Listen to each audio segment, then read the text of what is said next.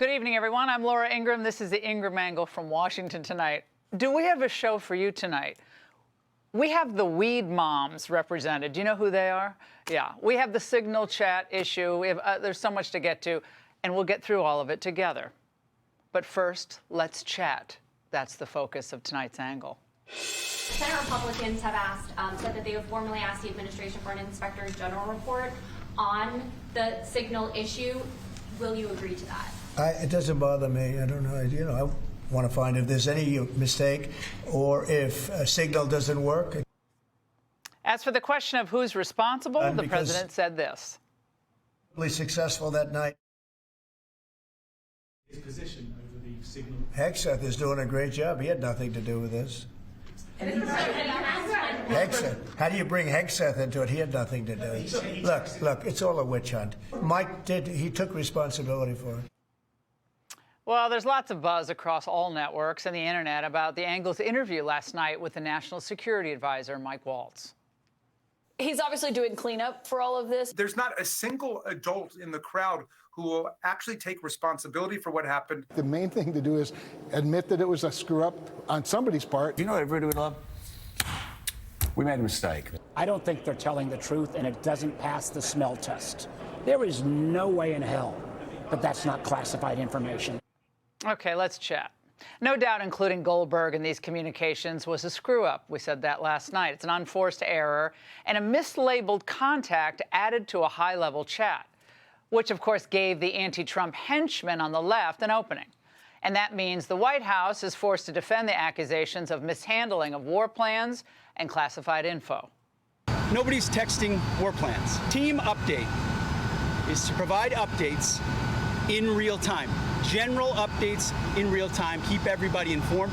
That's what I did. This thing was set up for purposes of coordinating how everyone was going to call. When these things happen, I need to call foreign ministers, especially of our close allies. We need to notify members of Congress. Obviously, someone made a mistake.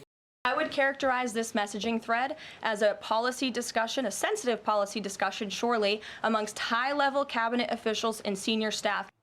Well, Caroline's right, and I'm sure in retrospect they all wish they had been on a secure White House line or just in the Situation Room. And it's also fair to say that Republicans would express outrage if the shoe were on the other foot with the same set of facts. But let's also remember the Democrat wall of support for Hillary Clinton's use of a private, unsecure server for official government emails and attachments. Yeah, I remember all of that. As the AP noted at the time, 47 emails contained CIA information related to specific agency personnel or agency matters, and that the server was vulnerable to hacking by foreign adversaries. Nevertheless, her party rallied to her defense. And to this day, it maintains she did nothing wrong. Of course, in her own act of glaring hypocrisy, Hillary weighed in an exclusive interview with the esteemed foreign policy magazine, Glamour. As if that woman has a scintilla of credibility on any issue related to national security. Exactly what is her list of successes? From Haiti to Benghazi, she was a total disaster. But the reality of the situation here, I think, actually is fairly straightforward. When you look at these texts in their entirety, and of course more were released today, they show a serious and thoughtful group of advisors trying to carry out the clear wishes of the duly elected and totally competent commander-in-chief. Sure, we're going to find out again who put the Trump-hating Goldberg on the chat chain and why, but it's abundantly clear that none of this put national security at risk. And there was no risk to our troops, and the entire world is safer because of the actions that our troops took. Now, some of us are actually happier about that. Others are rooting for the United States to fail. What's also clear, rather than getting off the text chain immediately and contacting the administration through back channels, which would have been the proper and appropriate thing to do, the Atlantic editor held the information. And what did he do? He dumped it right before the important hearing of the Senate Select Committee on Intelligence. Now, Goldberg obviously wanted to do as much damage to the Trump administration as possible for maximum impact. The fact is, the Atlantic views MAGA and Trump as the real villains of the world, much worse than the CCP, much worse than Hamas. What the media will not and cannot address is that the mission to destroy key Houthi targets was itself a huge success. So I think we should judge a policy by its outcome, not by an unintended error in transmission. And it's an error, by the way, that all parties have learned from. But think about the incompetence we dealt with for 4 long years of Joe Biden. Now, we probably had Generals Milley and Lloyd Austin in a lead-walled skiff discussing how they were going to pull our troops out of Afghanistan. But the results would, they were still disastrous, right? And they were deadly.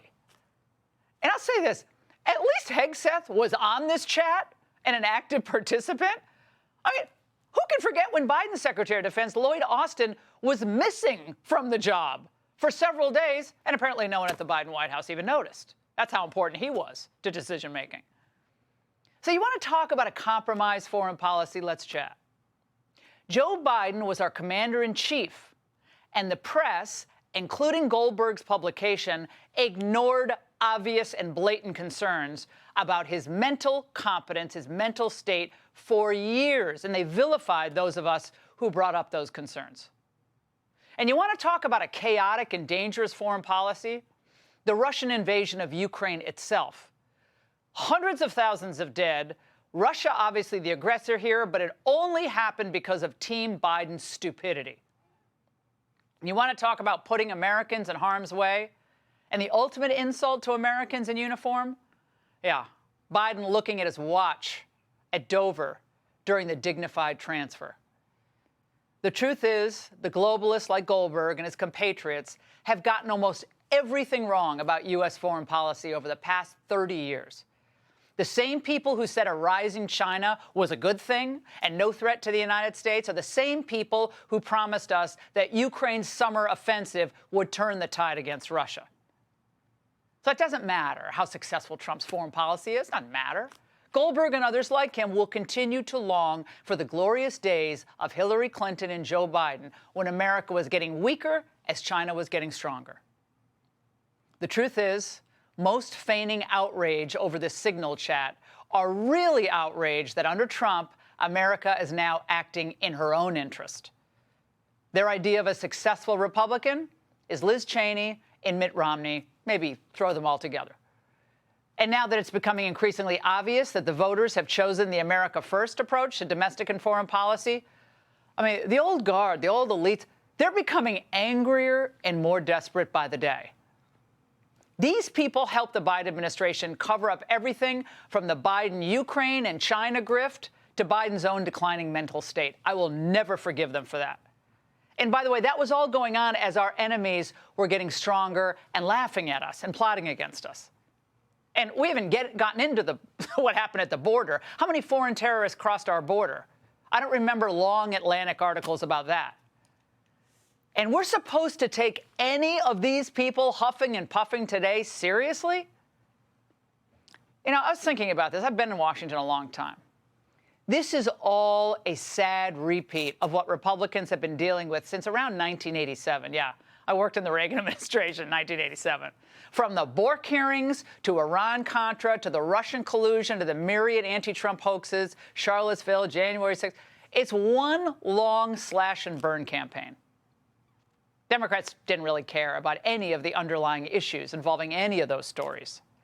They cared about gaining a political advantage. So what we're really seeing play out here is the last gasps of the Permanent War Caucus that took one of the richest and freest countries in the world and almost destroyed it. Until, that is, Trump pulled off the biggest comeback of all time. And tonight, he's still going strong. And it's still driving the people who repeatedly wrote his political obituary mad. And that's The Angle. Hey, Sean Hannity here. Hey, click here to subscribe to Fox News YouTube page and catch our hottest interviews and most compelling analysis. You will not get it anywhere else.